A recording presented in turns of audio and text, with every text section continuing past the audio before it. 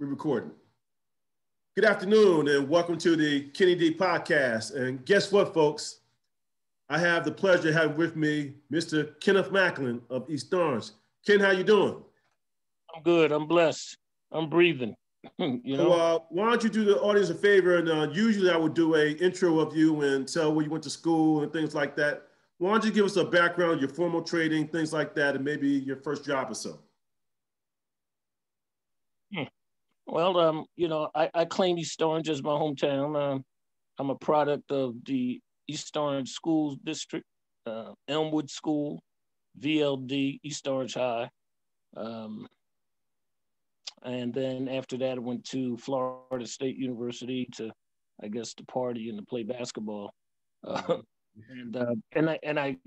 After graduating there and trying to bounce around and enter the NBA or the ABA, since I was drafted in both of those leagues at the time, to no avail. I was kind of like given a teaching job in the East Orange School District that I really thought about turning down because I was not finished pursuing my basketball career, in my mind anyway. But I had some people around me that said, well, go ahead and maybe you can try to do both. And I made an attempt at doing both, but I found that being a professional athlete and trying to be a school teacher at the same time, for me, especially at that age, was difficult for me.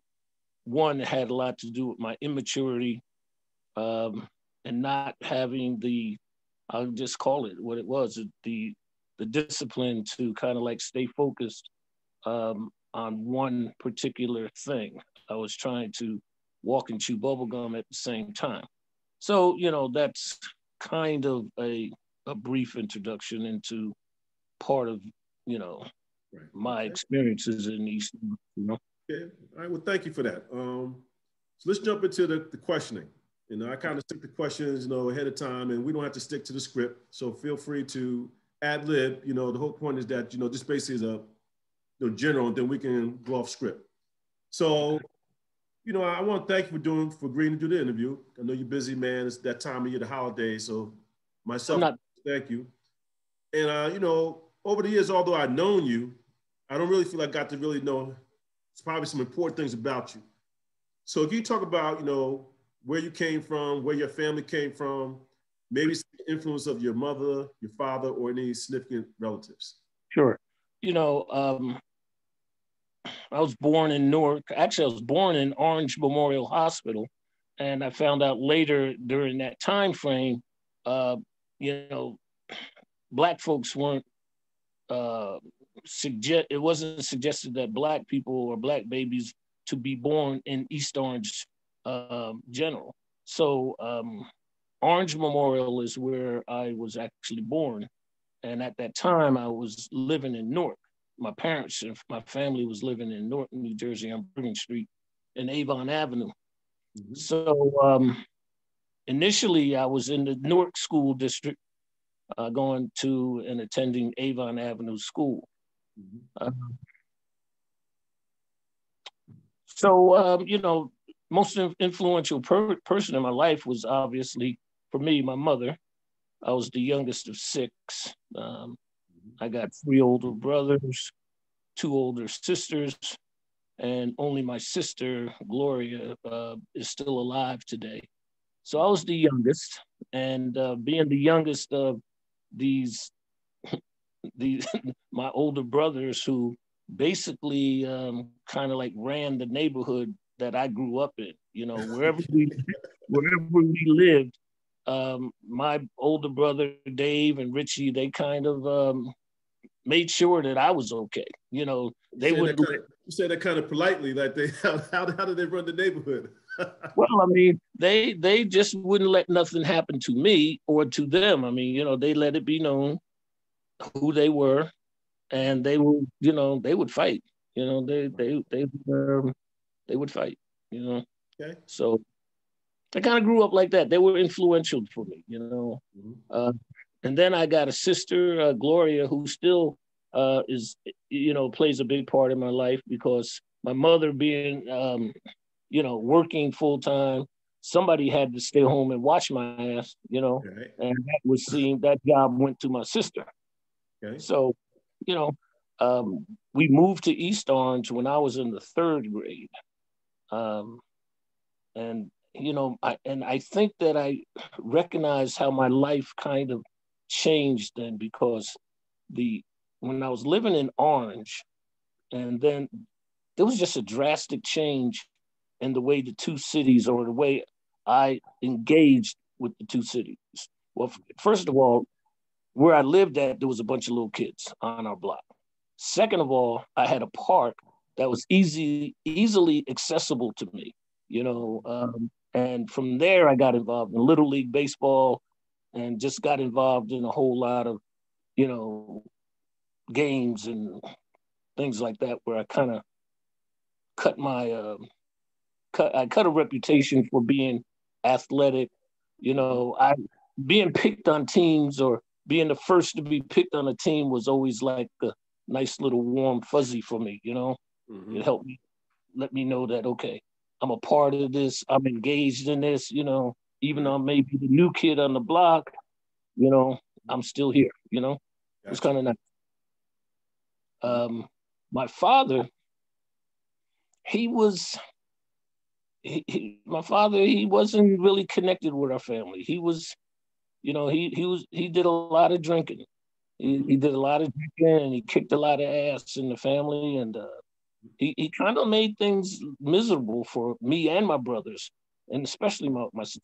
Mm-hmm. So my mother, after leaving him, I remember our household, the atmosphere in our household, kind of like settled down, I'll say.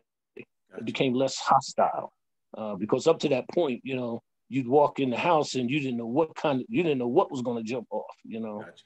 Mm-hmm. So it was kind of like that. I'm just curious. So, did you have your family have any, south to north connection? Because a lot of people in your age range, they migrated. So your family was all based in north, or did you have some north, south to north migration?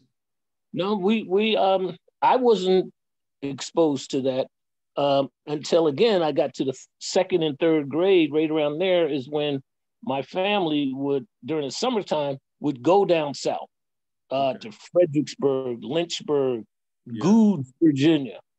So we had connections where it was nothing but log cabins, no dirt roads. I'd get up in the morning and chase chickens and shit around the yard, and, and again, that was different, different. And I think that also was my first experience with that whole racial tension, because I remember it was like yesterday. My mother and I, we go to downtown Woolworths in Lynchburg, Virginia, and the sister came over to us and said, "Sorry, but we don't serve colored folks here." Now, I don't know nothing about this, because I go up to Orange on Main Street, and that Woolworth over there, I get served all the time. Well, so now this sister's hitting us with this, and I'm like, this is the first time my mother heard me curse. I remember that, because she smacked the shit out of me. I was like, I said, "What the fuck are you telling me? What do you mean I can't eat here?" And, so I remember having to go over and stand at this counter, but before I left my mark. I knocked the mustard, the ketchup, the napkin holder, the ashtray on the floor. Wow, that's interesting. Yeah. Well, I'm glad I asked that, because I know for me, when my mother took me down to Virginia, Luray, Virginia, I kind of found out who I was, So I think probably similar for you, kind of, absolutely, the good and the bad. There's two parts of it, the good and the bad part of it. Sure. And that's when I realized I got a chance to see some pictures of my father, who I just talked about how he was kind of disconnected from us. He's on a horse. He's doing sharecropper work. Wow. It's hard work. He's working hard. And he came up to Jersey and became a mason. So, it wasn't like my father wouldn't work hard, or he didn't have no skill. he just had that hooch. He drank a lot, and that interfered with a lot of things Gotcha. in our life. And consequently, I found the same thing happening in my life too, so Well, let's yeah. build on that. Let's kind of second question I kind of have here. You're known for being a sports guy, a lot of sports acumen, but you're a pretty smart guy. And could you talk about what kind of student you were, and if you did play sports, what do you think you would have been professionally? Well, like I said, out the gate, my favorite subject in school was gym. Okay. So, I had the same so I, aspiration. I just wanted to be a gym teacher. That was my aspiration. right, absolutely. More. So, gym was it. And I was a good student up until some more sequence of events. Me and a couple guys in my class, we got to throwing spitballs and stuff like that. And then the teacher doesn't let us. She doesn't let me go to gym class during the week. You go to gym. So I got to sit in this classroom, and while everybody's at gym, and while everybody's in gym, I get to the teacher's desk, and I get these thumbtacks. I put them in everybody's chair except for the people I like.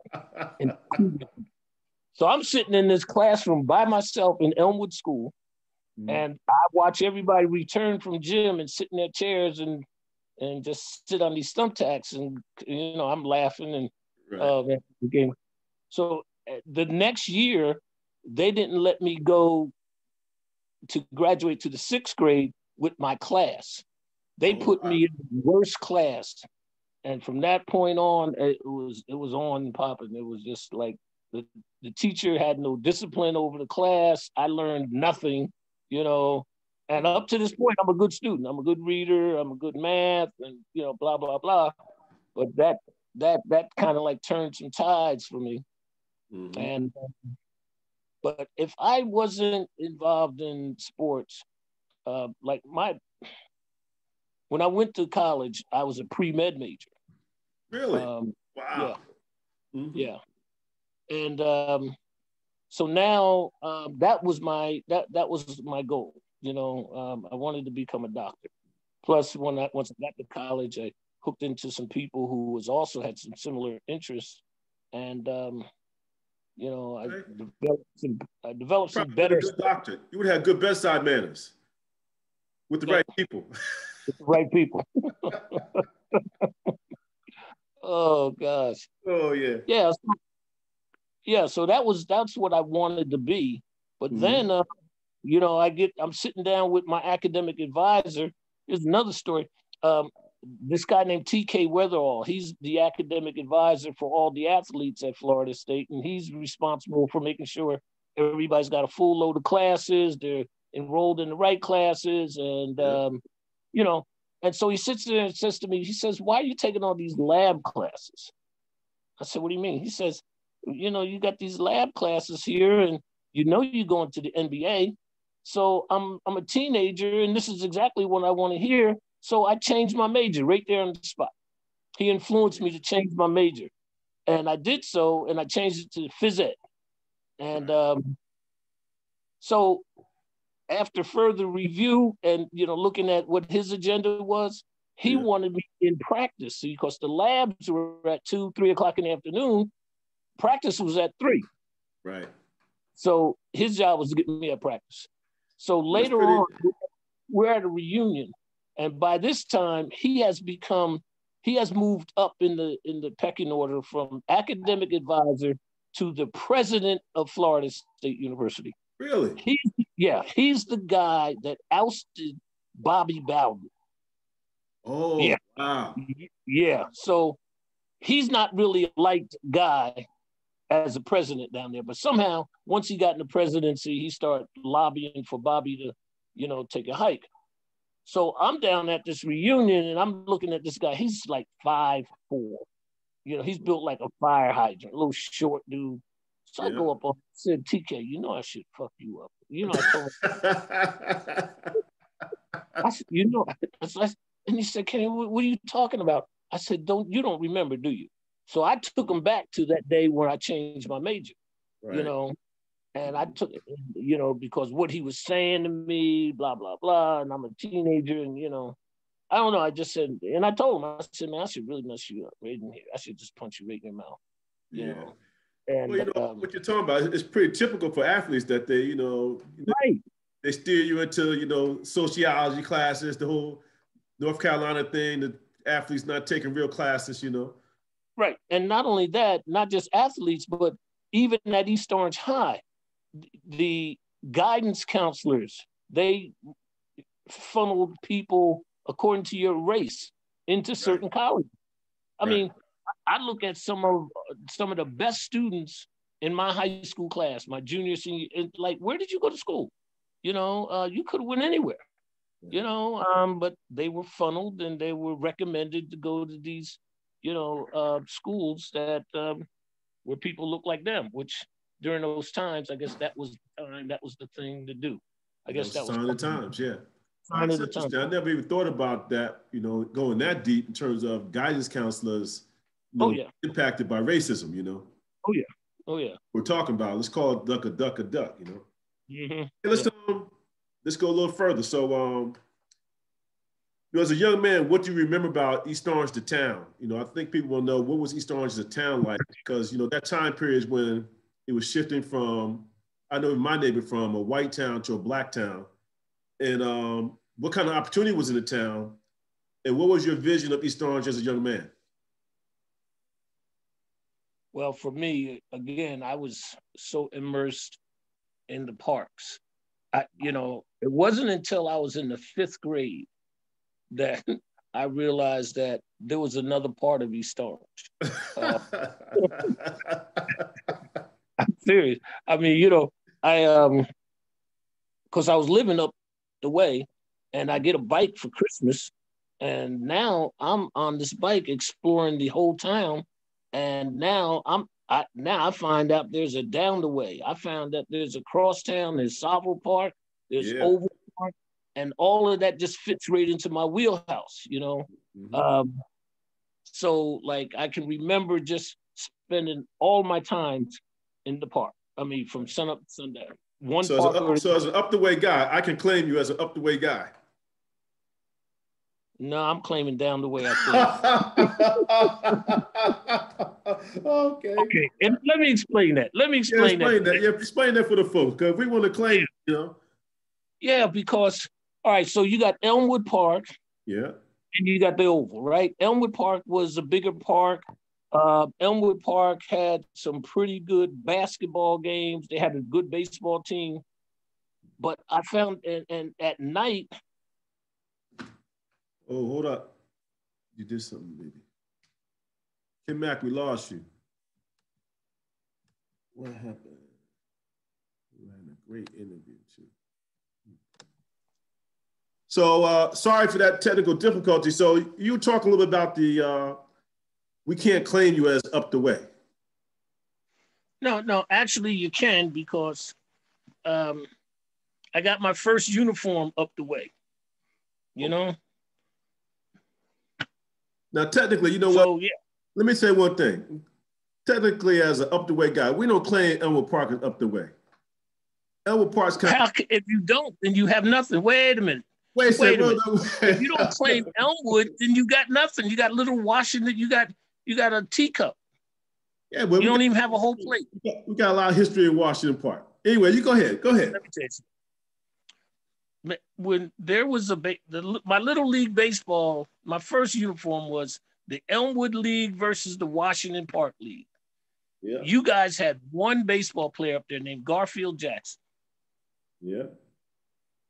He was a pitcher. He struck out a lot of people. If he's not playing for Washington Park would have no victories. Don't get me going, because we got so much history. we tore y'all up. Okay, now you have got some homegrown folks up there since my day, but during my day, I mean, it was just, nobody even went to Washington unless you had to play a little league game. All right, let me you had the little People were knocking the ball out the park all the time. People were batting left-handed just to hit the ball over the fence. All right, let me throw out some names. Tommy Bowen, Washington Park. Tony Martin. You don't want to do this.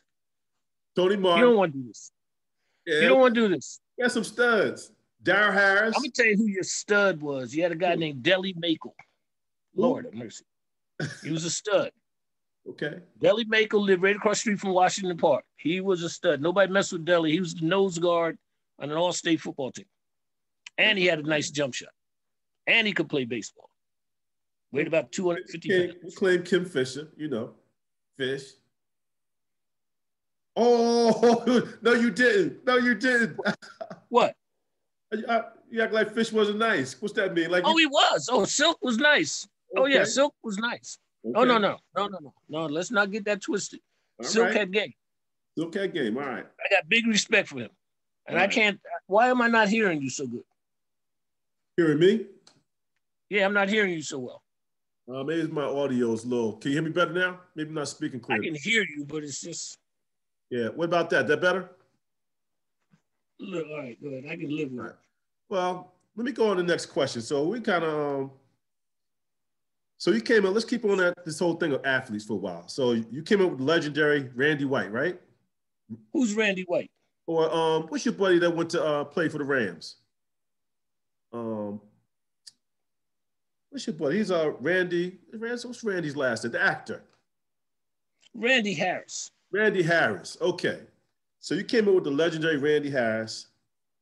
Can you talk about some other athletes who may have gotten overlooked, or who was the best athlete in your generation in general, across the entire town? Terry Best. Time period. So you got to include Gary Garland in there. Everybody. You got the whole Harry James. Who was the best ever? Best all-round athlete ever out of East Orange that I grew up with. Well, no. Because you got the perspective of time. Okay. So I tell you, let's make it easy. Give me your top 5 all time across the spectrum. That's enough. 5 names.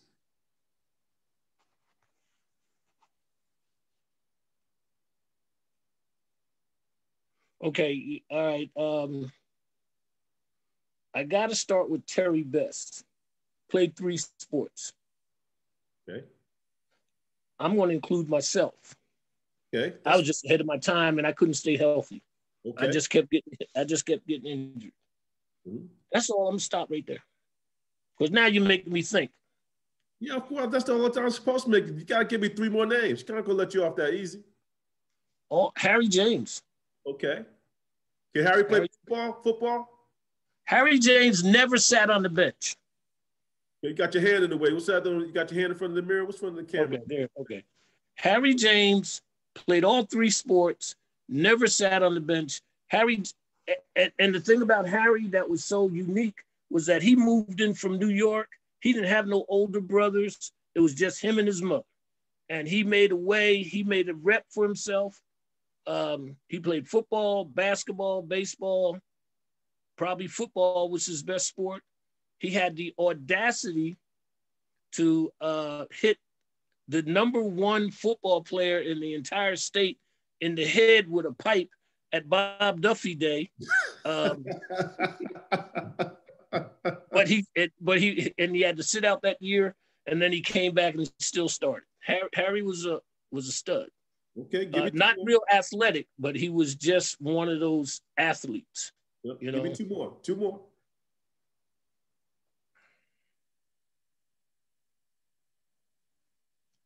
All-round athlete. Yep.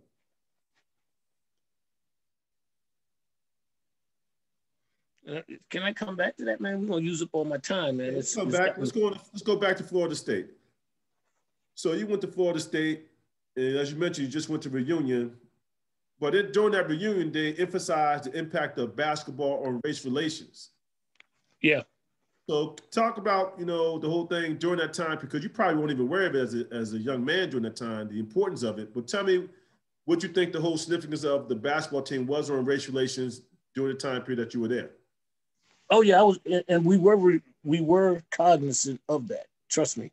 It wasn't like that was something that was, we had our head under in the sand there. We're talking about a major university who had no Black athlete who was recruited and then graduated. I was a part of that crew that was recruited and graduated. There was one guy who played basketball named Lenny Hall from Camden, New Jersey. He only played 1 year and got hurt and never played again. Then there was another guy who was a baseball player, came right before me. He graduated. And then it was me, Willie, Skip, and John. And during that time frame, it was an unwritten rule for no more than 2 Black players on the court at one time. And now we got 4 on our team. Right. So my senior year is when things really broke loose. We had some additional people come from the freshman team. They're now on the varsity. So that gives us 7 Black athletes out of 12 on the team. 4 of us are starting. We went through, like at Georgia Tech, we fought like gladiators there because we refused to stand up for the Dixie song. You know, they played the Dixie song before the national anthem and after the national anthem. And so Dixie was more important than the Star Spangled Banner down there. You know, and there was numerous incidences of that nature. They recruited a Black cheerleader for our senior year.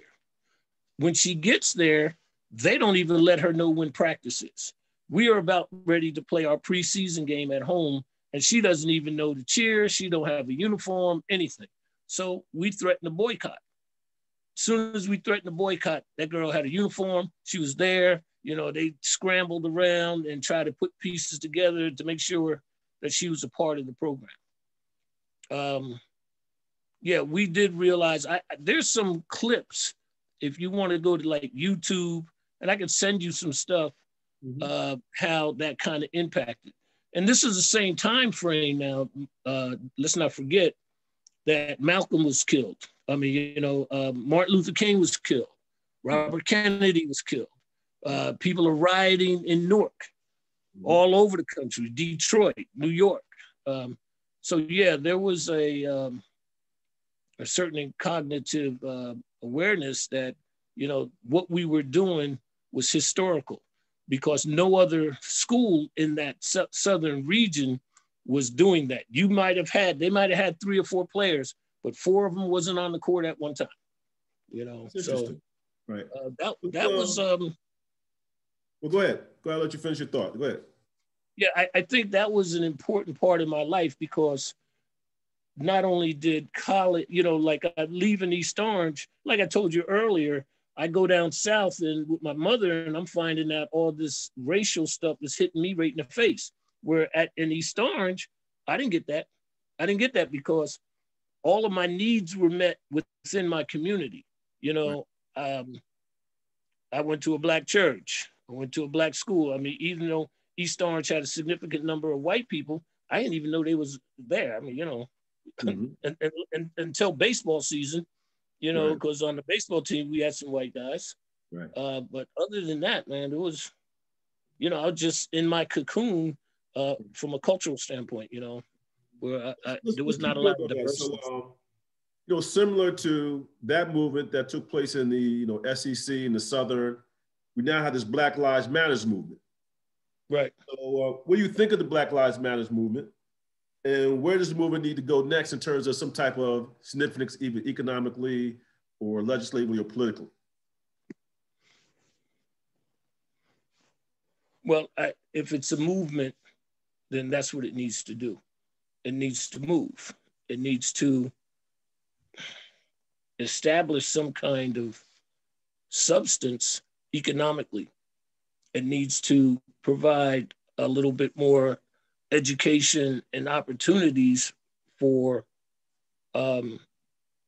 those who resist to come on board. You know, I think what happens is that we find ourselves preaching to the choir a lot. Um, those who know, they know. You don't have to convince them. It's those who don't know, who may want to know. I think there needs to be a greater outreach for them. And then with them, with that type of movement, I think even those who resist adamantly, then you got a shot at them. And maybe you don't. And I don't know, maybe you don't. Well, let me play a little bit. Well, let me not play devil's advocate, but let me ask you to dig deeper on that in terms of how you might implement that. So, what's that? These forums, as let's say town hall forum, where you might be able to get people with different mindsets in the same room with a discussion. What do you think the likelihood of something like that, or something you might be able to get something, let's say locally, you do something with the major colleges, Seton Hall, Rutgers, get some people with some money and the platform, and they could get people of a certain level to sit down in the same room and have a serious discussion. Absolutely. I think that would be, that's more practical in my mind, because, people who are in college may be a little bit more sophisticated. They may be reaching for a little bit more sophistication. So they may be a little bit more open-minded to it, because most young folks who are college age, they don't want to be identified as racist, So you may have their ear more so than a 60-year-old white guy. Right. Okay. All right. Let's jump back into some b-ball, because I have some personal questions, as you know, with some answers to. But first of all, how did you get involved with the East Orange High School basketball program? And did you have any other opportunities? And what was your relationship with Bob Lester? And can you give us some insight into Bob Lester as a coach and as a man? And what did you learn from him? Yeah. How I got involved was I graduated from Florida State, and I came home to get ready to try out with the Nets of the ABA. And I was haggling back and forth as to if I was going to try out with the Nets or the Celtics. There was two different drafts at that time, and it seemed to make more sense for me to lean toward the Nets, because their guards, they weren't as talented or immersed in the league like JoJo White, Don Chaney, Art Williams, And at that time, John Havlicek, he was moving from a small forward into a big guard position because of his age. So the Nets seemed to be a viable option for me, so I did that. And I was eventually cut, and now I am trying to make plans to go back down to Atlanta to try out with the Atlanta Hawks. They're pretty heavy at guard too. They got Lou Hudson. Pete Maravich had just tagged on to them too. And then it's springtime, and I got offered a job as a gym teacher at Rutledge Avenue School, So I balked at that. I told people I'd get back to them, that's not my plan, blah, blah, blah. And eventually I agreed, because my mother said, well, you can look to do something, do something. Something is better than nothing. That made sense. And that's what prompted me to get the job in the East Orange School District. Then Bob Lester had the head coaching job. And I was like, wow, and I hadn't even considered coaching. That wasn't even, but when Bob got the job, I was like, you mean there's that kind of opportunities here? I've been out of East Orange for so long, I didn't even consider any of that. As a matter of fact, if anything, I was going to go back down to Tallahassee and continue with my graduate studies. That was kind of like my last resort. Okay, so I think a guy, what's his name, Ross, Coach Ross, he was coaching the freshman team, or it might have been the JV team, or he might have moved from the freshman team to the JV team, and that led a position open as the freshman coach. And I talked to Bob about it. He said, yeah, come on. It was a simple process. And that's when Rodney Williams, Glenn Otterbridge, Tyrone Miles, Lou Miles, that whole crew, that was kind of like my first officially paid coaching position. Because my first coaching job was in the 6th grade. Rodney shooting at the freshman level. Was he a jock as a freshman too? Yeah, Rodney would shoot the ball. He wouldn't guard nobody, right? And he could. And me and Rodney used to have these ongoing conversations because one, he reminded me physically of me. He wanted to shoot all the time, which I wanted to do. He was skinny like I was, so I had a little connection with Rodney. Rodney was, and let's make no bones about it. Coaches play favorites, all right?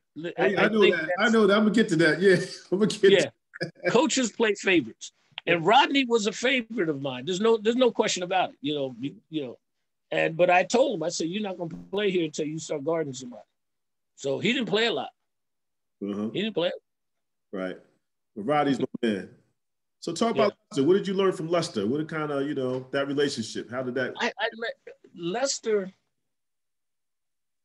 what I admired about him was that his game planning was simple. He taught them fundamentals. And the other thing that I learned from my coach about what not to do that I found Lester was able to do was communicate what you wanted. Lester had a way of letting you know what he wanted you to do, when he wanted you to do it. There's no questioning, what he's trying to get across to you. I remember that, yeah. I saw Bob Lester doing that, applying those principles to the coaching, his coaching experience. And I admire that. Right. So, all right, back to 1978 basketball team, my senior year. Okay. So, can you talk about that team? Maybe some of the players. Strengths, weaknesses. Maybe talk about the season, and the key thing is, what did you hope for us, and what were some of your disappointments of that season? I think we were like 19-5. Well, I'll start with the expectations. Expectations were to follow the whole legacy of the Eastorange High School 70s basketball career. That was your first head coaching job, correct? Correct. Okay. Correct. First head coaching job, and I wanted to be state champs. I wanted y'all guys to have jackets. I wanted these things for you guys. And I remember probably one of my biggest regrets was I got the conditioning part of the game got muddled with the punitive part of coaching. In simple language, I ran you guys too much. Oh, I know. Jesus Christ. That's funny. Oh my God. You got I ran you guys too much. There was a play, and I watched George Ramsey labor up and down the court. I watched you and Blue sprint the floor. Yeah. And, they were running a break at us. And it was like, Moochie was lagging. Moochie was doing what he could do. But it was George Ramsey who was laboring getting up the floor. And I said to myself, he got no legs. Yeah. Got no legs. Right. And that's when it hit me that it's like, damn, I ran these guys. The other thing was that I should have started Gist. Should have started Gist. Yeah. I know you don't want to hear that. Well, go ahead. No, Gist, my man. Go ahead, elaborate. Why? What would that have done? Well, okay. If you recall, you, Blue, Mooch, and George, you guys were solid starters. You kind of knew that you were going to start. But it was that fifth man. I'm experimenting with Billy Marshall, Eric McGee, Derek Williams. Yeah. And out of all of that, Gist was the most solid defender. Yeah. You know, he was the most solid defender. And with that said, he could also run the point.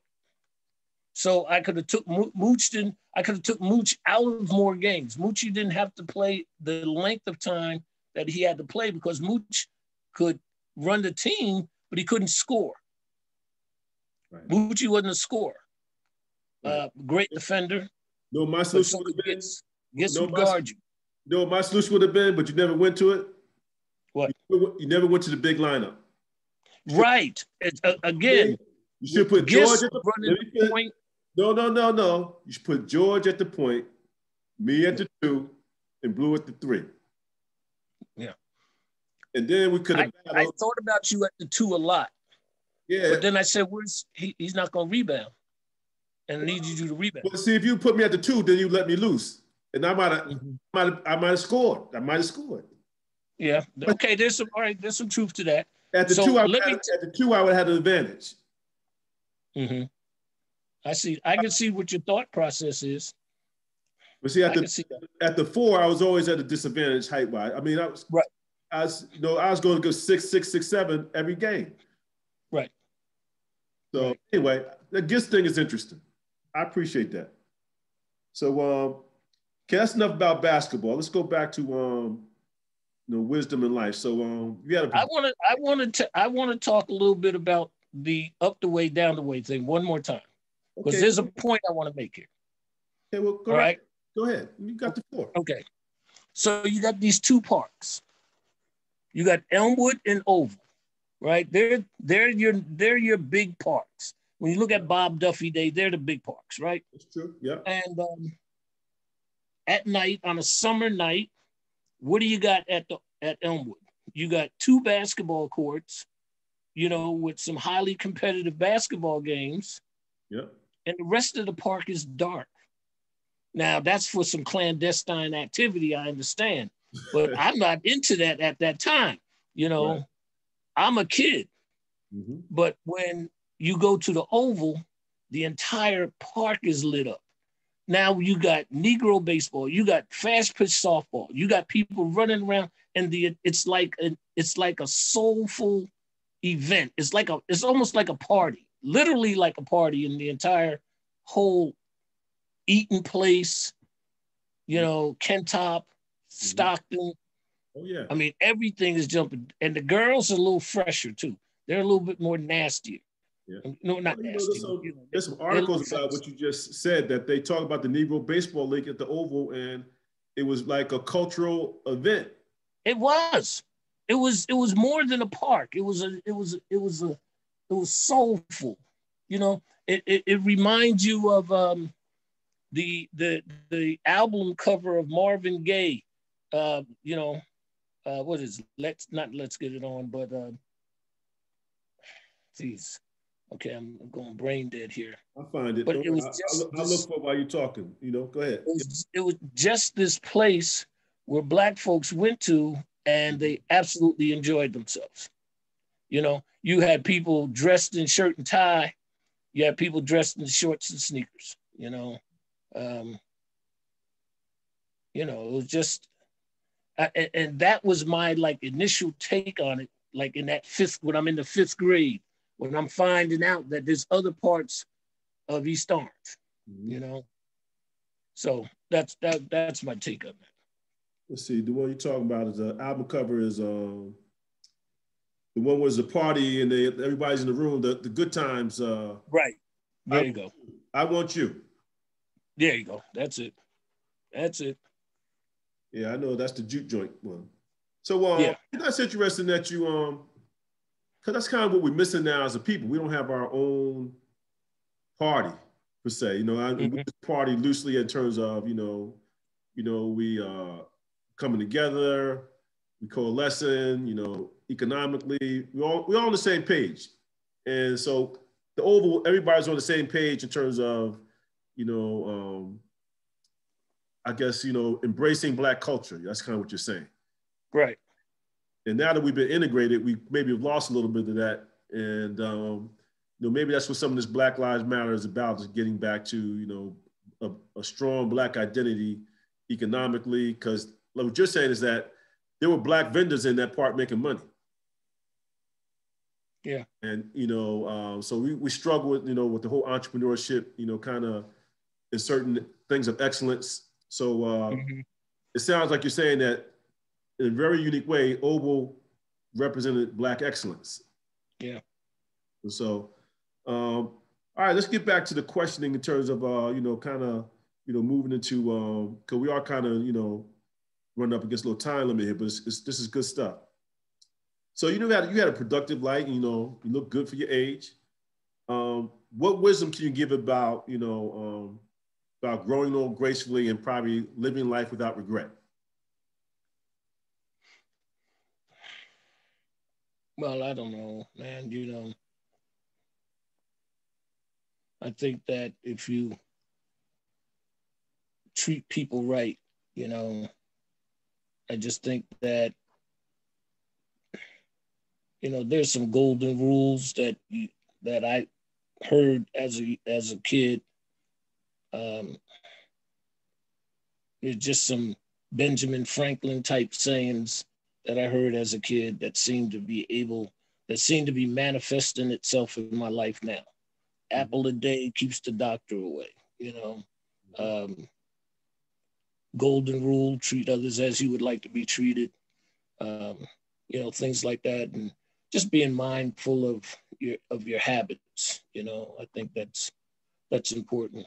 So I don't think there's anything, you know, tricky, you know. Like they always say, keep your shot simplified, you know, simplify your game. You don't need to go behind your back if you don't need to. And I just think that if you kind of like taking care of yourself, getting to bed on time and getting up and being active and being the best person you could be, you know, I don't know.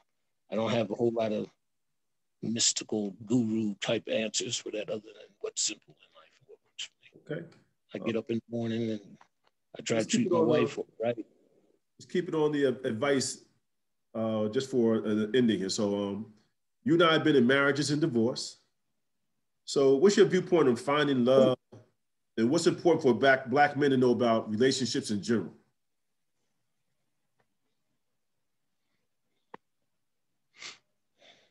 Well, I think that it's the same thing. I mean, I think life is about relationships. Now, obviously, you know, you can compartmentalize your relationships, you know. I think that for me, it's that whole respect thing, you know. I've got to be able to have a certain amount of empathy. I got to be accountable for my feelings. I can't be the one who says that somebody else is responsible for the way I feel. I've got to have the ability to understand how they're feeling. I think I need to have a certain amount of self-confidence in myself without being cocky or without, you know, rubbing my nose and my chin on the ground. I think that I need to be flexible. You know, I think there's a certain amount of flexibility that has to, you know, come about as, you know, I embark on any kind of relationship, and especially if you talk about intimate relationships, because you ain't always right. And even when you are right, it's okay not to be, you know, it's okay. You know, you don't always have to be right. I don't want to be a yeah, butter, you know, yeah, but, you know, yeah, you know, on that whole, I don't want to be a right fighter. I don't want to have to feel like I got to defend myself all the time. That's tiresome. It gets old, you know. So I just think with some maturity comes some wisdom and some practical application of some spiritual principles. You know, I think that's important. I'll just go with that. What is your spirituality? You know, I hadn't put that down here, but let's. I know a lot of our friends are, you know, Islam, Muslim, or, you know, into types of. Well, see, I think there's a difference between religion and spirituality because, see, religion has got rules. You know, certain days you show up in a building, you wear a certain dress. I think religion is about a book that's going to tell you about other people and how those other people in history live their lives. And maybe you should follow them. But I think spirituality has no rules. Not only that, I think spirituality allows me to write my own story. You know, I don't have to read a book to find out how this dude lived so I can live the same life. I think it's about me finding a way to write my own story. Okay. You know, I think that's kind of like the difference. I grew up Baptist. I've been a Muslim. You know, I've even got some insight and experimented with Buddhism in my life. Okay. But they got a lot of rules, you know, and I don't know if I'm the kind of person that's always willing to follow the rules. I said early on in our conversation today how coachable I was, but you kind of debunked that, and you know, kind of laughed at that one, and that is true. I don't know how, you know, coachable I really am when it comes to certain things. You know, no, you're coachable. You know, just well, you know, when you play for when you play on a team, you know each other intimately in terms of good times and bad times. Like you, even though you haven't been around, you know some of my strengths and weaknesses. You kind of know when I'm under pressure, when I'm gonna, you know, when I feel it. You know when I could use a little hand or something like that, and that's what you're supposed to do, right? Right. You know, so you know, I just think that, as I was mentioned earlier, I'm good friends with Blue, Eric, and even though they don't say it, I know there's certain tendencies about them. I spend so much time with them just because of, you know, being on the team together. So I think I think sports in general gives you that whole insight in terms of things that you know, you can lead into personalities. And so I need that. I kind of know, even though I haven't been around you, I kind of know, like you said, you ran us to death. I know there's no mercy. It's like, and again, it came from my experiences, you know, in college, where I've never been run so hard. You know, I was in East Orange shape, but then I go to Tallahassee. It was just a whole, like, what is this? You know, just a whole thing. And for somewhere in my head, I was saying they need to experience the same thing, when really you didn't. Well, you know, there were times when we were throwing up. we were all throwing up. That's indicating we had run enough. But you know, but we used to joke about it. You know, and Eric and George used to cheat because they would be on the end and run out the door and get water. They were smart. You know, they act like they run it out there real fast, and they had water out in the back there drinking water. Right. So where do you live now? I live in Florida. I'm pretty much a Florida boy, but you know, because of my family situation, I had to take care of the house in Jersey.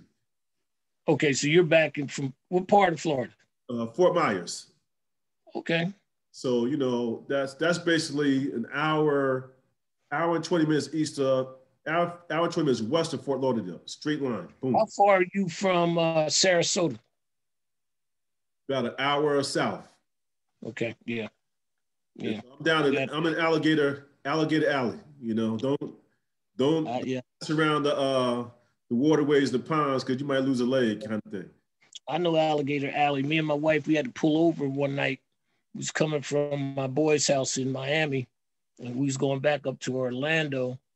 And when I was at my boy's house, he fed us some Fritos, mangoes, crab cakes. So, and I kind of overate, man. I was sick as a dog, man. I had to just pull over. I didn't know if I was going to throw up. I don't know if I was going to shit or go blind.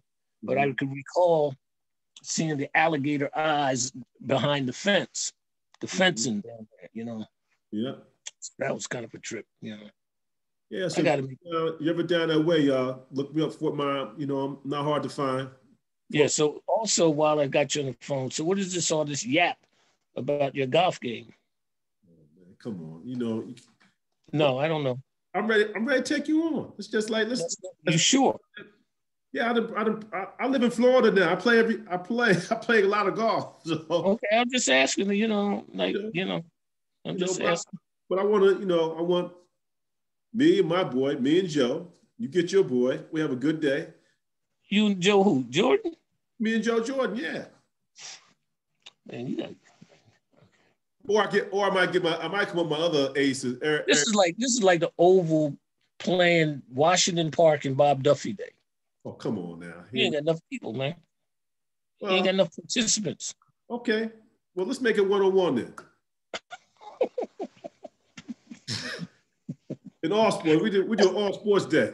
We start with, because that's how we used to do it. Like first we start, in the morning we start a little basketball. We end up playing some golf. Mm-hmm. We challenge all around the horn. I don't know. I'm not ready for it. I'm serious too. No, I'm gonna let you off the hook. Let's just play a gentleman's game of golf one day, and we play for dinner. Okay. All right. How about that? Mm-hmm. Yeah. So we're kind of ending up here. So kind of finishing up. What are some of your hopes and aspirations or dreams for the future? Well, I'd like to round third base trotting. Okay. I'd like to, when I reach home plate, I don't want to slide. I don't want to dive head first. I don't even want the umpire to have to call me out or safe. I don't want, I just want to trot in and touch home plate without no drama. I want to. Keep in mind, huh? Okay, right now, the big drama that I got in my life is that on the one side of my house, I got like all these bushes and shit, and these weeds come up. And so during the summer months, I got to go fight these weeds. That's my biggest dilemma in my life. Right? Fighting these weeds on the side of this side of my house over here, where it's good. No trouble. No trouble. That's what I want.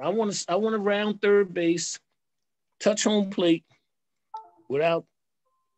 I don't want to slide. Gotcha. Okay. Slide implies that there's some conflict. Well, Mr. Macklin, I want to thank you for an hour of interesting chat. I know the folks here will enjoy this. And I give you a couple minutes here to summarize it in terms of what you might want to say to anyone out there in, public or Facebook, kind of, how you want to take us out. You're taking us out. You got the floor. Take us out. What do you want me to sing? I don't know about that, but, Okay, thanks. Let me off the hook. No, but I just want to,